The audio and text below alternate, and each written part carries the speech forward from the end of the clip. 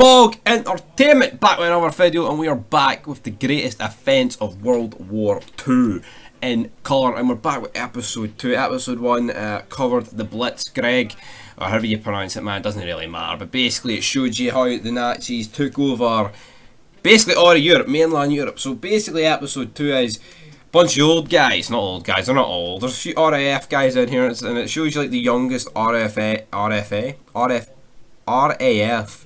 pilot, and he's talking, and it's mad because this guy here is done. I mean, he's probably about 95 when he's talking here, maybe older, I don't know, but he was 18 when he joined, and that was in 1940. So it just goes to show you how long ago the World War was. So see this whole illusion that, oh, that generation, you know, they fought in the war, they were around in the war. No, they weren't, mate. Unless you're a million years fucking old, you weren't around in the war. So see this whole illusion of that, get that in the bin. But in this episode, basically, we see the Battle of Britain and how it happened. And basically, Germany's objective here was to bomb Britain into agreeing a peace settlement. Because Hitler's didn't really want Britain. You know, he kind of just seen them as, well, they're there. There's no point of us really trying to invade Britain because we'll realistically never get them. But, you know, basically we saw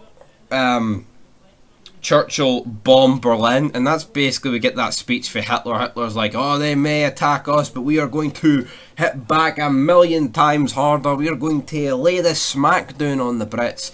Basically everywhere in Britain gets bombed. I mean, in terms of actual, like, it says here that the date lasted from the 10th of July to the 31st of October, but that's the British perspective. In terms of what the Germans think, the Germans actually think it lasts from the 7th of September 1940 to the 11th of May 1941. Not that it really matters, but the Germans seem to include the Blitz in it. But yeah, in terms of casualties, it did go on to mention the Allies lost 1,542 people, and 2,585 died on like the Nazis, the Axis side. But at the same time, 32,000 civilians were wounded and 23,000 civilians were actually killed in this. So it's actually insane. We do get like Churchill speaking in the House of Commons, basically saying the Battle of France is over. I expect the Battle of Britain is about to begin. And it's cool, man. It is. It shows you like all their different tactics. The Luftwaffe is you know, they couldn't do daylight raids, so we see them doing like night bombing operations on Britain, which is pretty good. And you know, and they couldn't overwhelm the RAF, which, I mean, it actually forced Hitler into changing tactics. But there was a point in it where like they were talking about how the fact that when the British returned back from like flying and being involved in it, they were like down at the bar drinking, having a great time. But you know, and they were like made out as heroes. But the Germans, who were high on meth, like they tried to hammer that fact home that the Germans, they were that high on medication, so they stayed up all night bombing Britain. They were never praised for their work. It was just constant work, constant that. Is that not how it just goes in a war?